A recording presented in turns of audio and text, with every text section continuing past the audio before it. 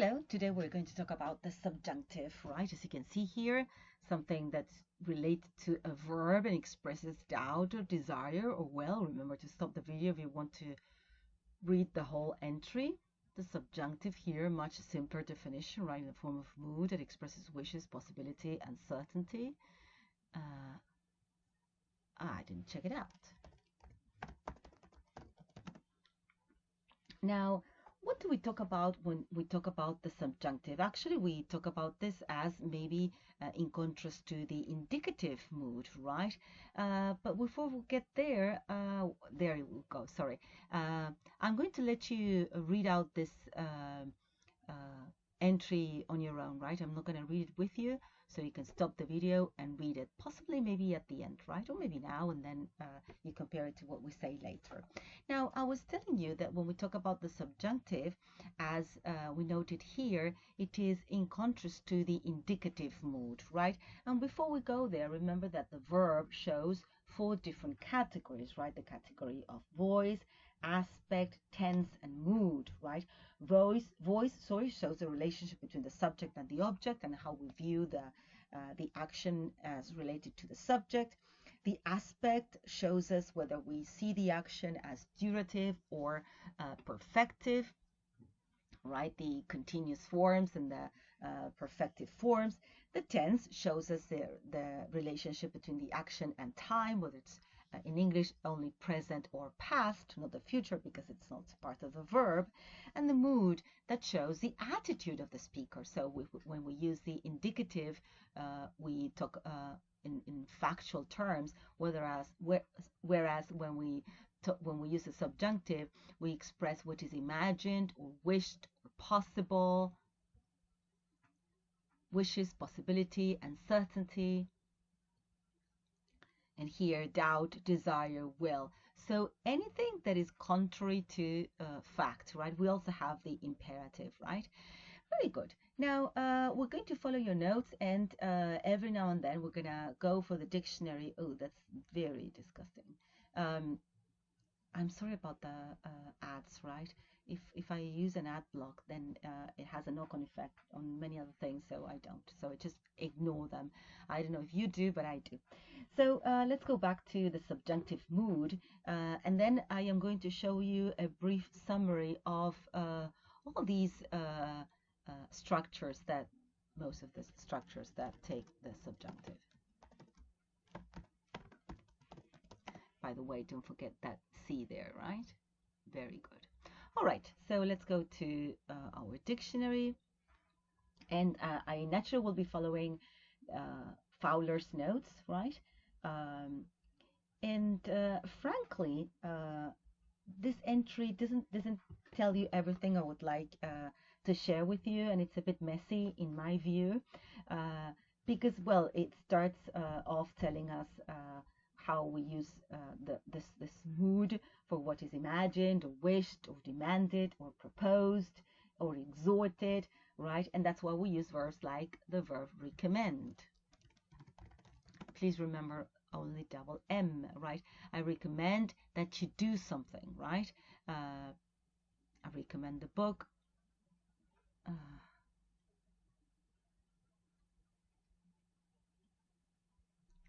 And I want to go to the example that goes, I recommend that he does something, right?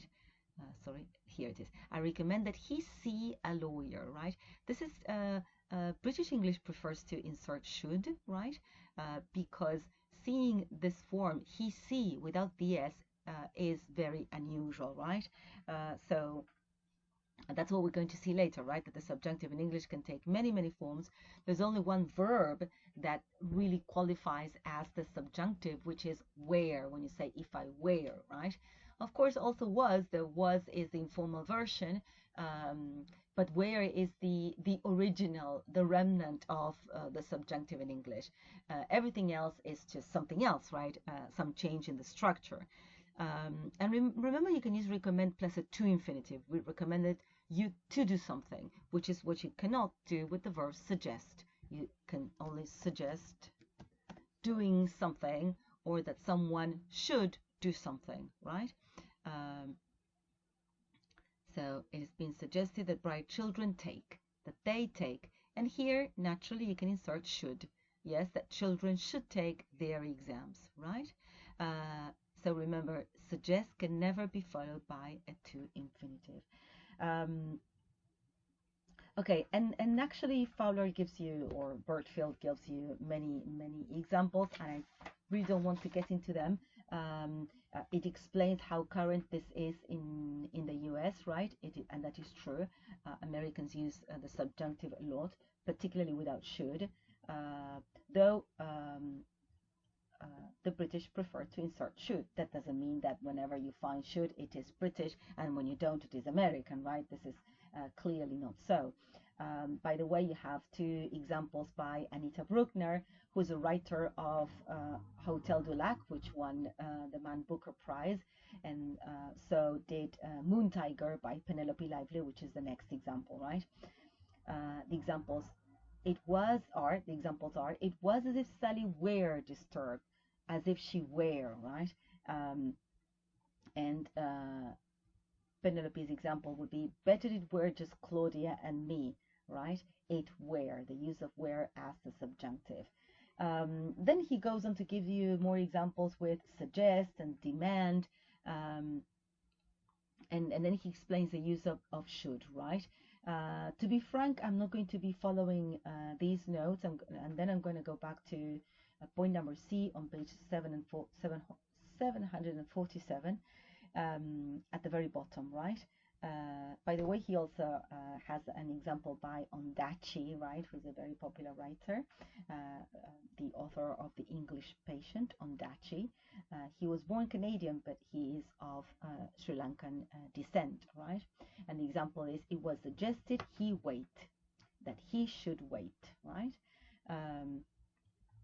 Now, before we go to these fossilized uses, I wanted to go to the notes I have here, and I suggest that you go to the videos for language 2, right, or the end of language 1, which is units 8 and 9 from advanced language practice, where you explain the subjunctive, right? And here I wanted to give you a bit of a summary with the structures that take the subjunctive, right? One of them are these conjunctions: unless, when, and once. Unless you do something, I won't do something else. When you do something, I will do something else. Once you have done something, I will do something else. Y piensen que en todas esas traducciones el verbo que está está en la cláusula iniciada por unless, when, or once, está en el subjuntivo.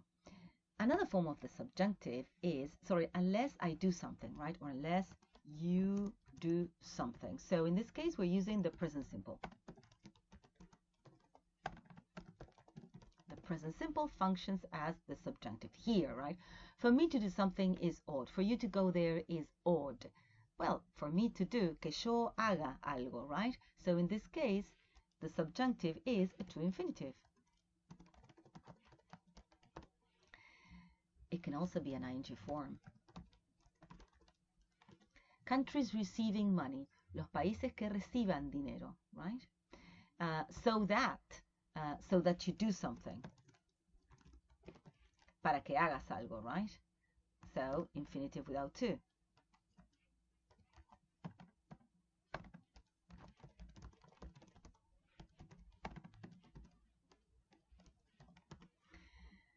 I wish, if only, would that. Please know that would that is an old expression to mean exactly the same as if I wish, as if, and if only. Would that it were so simple. Would that it were so simple, right? I have a video, if you wish. Let me know about a quote from a clip, actually, from a film, Hail Caesar, where this expression is used, right? But would that is very popular.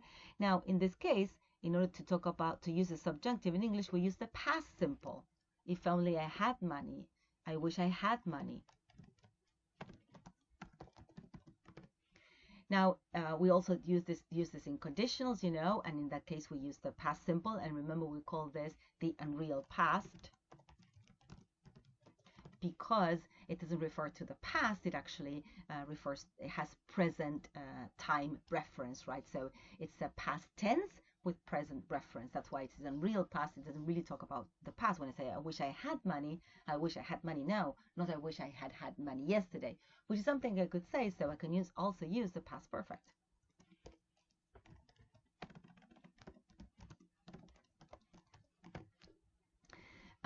Well, and you know all conditionals. And then with these phrases, I prefer it if you did something. Again, I am using the past simple. Preferiría que hicieras algo o apreciaras algo. Remember that when I use this, I would prefer, you need to use this it, anticipatory, not anticipate, objective it. I would prefer it if you did something. And the same goes with appreciate. That's a structure. You cannot change it, right? And remember also, by the way, that this apostrophe D is I would, dear.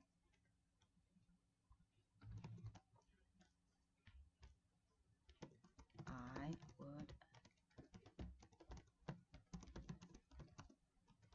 Right? Now, I'd rather is actually would as well, right? I'd rather you did something. And again, I'm using the past simple. You did it. I'd sooner you did it. The same, right? I would prefer it if you did it. And I'd, it's still would, right? Now we have you'd better do something. And this means had, but this is not the subjunctive. So, oh no, yes, sorry. You'd better do something. And again, it's the infinitive without to.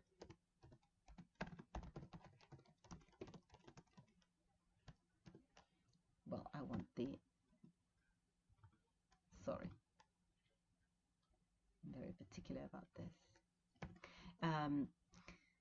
So think about it. We use the present simple, the to infinitive, the ing form, the infinitive without to, the past simple, the past perfect.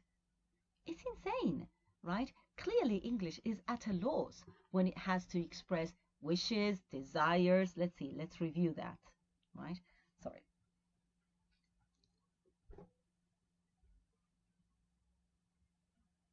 Give me a second. This is my mouse pad that is not working, so I cannot even stop the video because I cannot use the mouse pad. Dear Lord. Okay, here we go. So it's doubt, desire, will.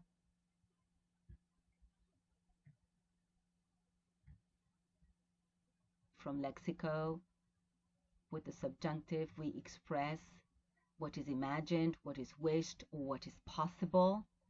And from here, wishes, possibilities, and uncertainty, right? All of that. For all of that, English is at a loss, grammatically at a loss, right? Clearly undecided. Finally, there's this set, if you have been students, if you have taken any other class with me, possibly you have seen this, that we use the subjunctive after certain verbs, certain nouns, and certain adjectives. Suggest verbs like suggest, recommend, propose, insist, request, that she go or that she should go. The nouns, the recommendation, the suggestion, the proposition, the requirement, the decision, the condition, that he be, that he should be. And after adjectives like it's advisable, essential, desirable, preferable, and acceptable, that she go, that she should go. Now, I purposefully chose singular pronouns she and he so that you would see that it doesn't take an S, right? Because that is what the subjunctive is about, right? So the infinitive without to would be in this case, right? Well, after, or actually the verb after the modal, right? So a very complex area, right? Now we're going to move on to idiomatic expressions. So we're going to go back to Fowler. So we're going to go to the dictionary so we can look up some phrases, right? Some of them I think you know, be that as it may. So whatever the case, right? Be that as it may. So be it. So, well, if that is the case, well, let things be what they are. Be that as it may, a good synonym would be nevertheless. So, yes, the pad works when it wants, clearly, right? If I don't want it to work, it does. Sorry. Here we are. I know that he has tried hard, be that as it may, his work is not just good enough, right? Let's get so be it. So that's the way things are. I cannot change them, right? So be it. You have to accept circumstances. If it doesn't want to be involved, then so be it. We would say in Spanish, que así sea, right? Let's go to the next one. Bless my soul.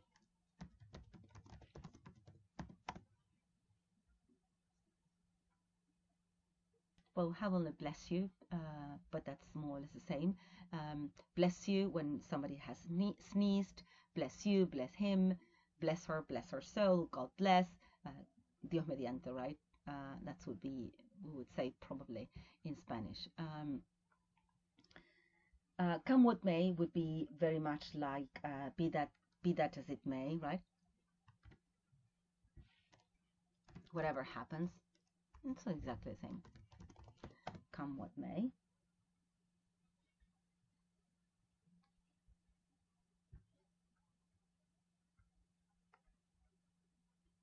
Come what may, sorry, here, despite any problems, he promised to support her, come what may. Whatever happened, he would support her, right? Irrespective of what problems came along, he would help her. So that's come what may. Far be it from me. Far be it from me. Let's see if I can find it like this.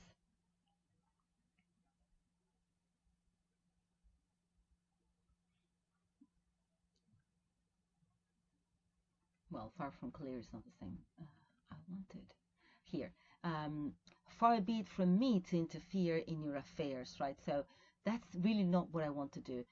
So you use it when you want to disagree with somebody or to criticize them, and you would like them to think that you do not really want to do this, right? There's no way I want to do this, right? That's what we mean. Far be it from me to interfere in your affairs, right? But I don't want to, but I will, right? That's actually what we do all the time, right?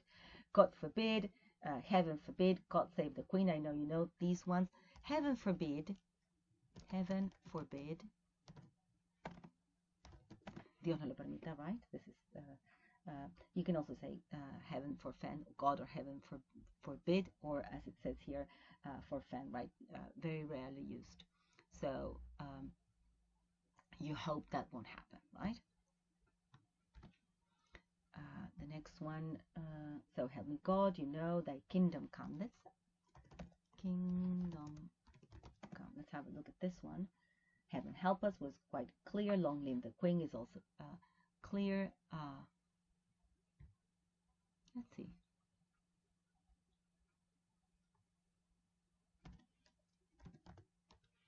There it is.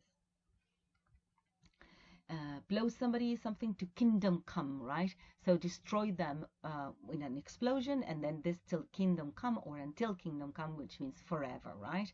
This is the one I wanted. He'll talk till kingdom come if you let him. So forever, non-stop, right? In this case, because it is talking. Perish the thought, right? So you don't want to even consider that. Perish the thought, right? Get married, perish the thought. Oh, the same example. I don't want to think about that, right? It's informal or humorous. Then the powers that be, people who are in power, the powers that be, whoever is in charge. The powers that be, right? So the people who control the country or an organization. The powers that be are still trying to decide what should be done. Okay, no comments. What about serves you right? You deserve it, right? Serves you right. Well, no entry for that. Yes, no, it's turn. So I'm going to skip that one. And this one, I'm going to ask you to think about the pronunciation. Suffice. Suffice it to say, right? This is the idiom. Suffice it to say. Bate con decir. I won't go into details. Suffice it to say that the whole event was a complete disaster. Bate con decir, right? Okay, so woe betide, right? That's a very nice one. woe betide. It is formal, right, or humorous. So woe betide anyone who gets in her way. It seems I have the examples here. So it's a warning, right? It's a warning, right? I'm repeating myself, right? Okay. The general comments, point number 4, is basically what more or less what I was telling you about here, right? Using the subjunctive after verbs, nouns, and adjectives. I think this is the best summary of that area. And that is all, right? So thank you very much. Bye-bye.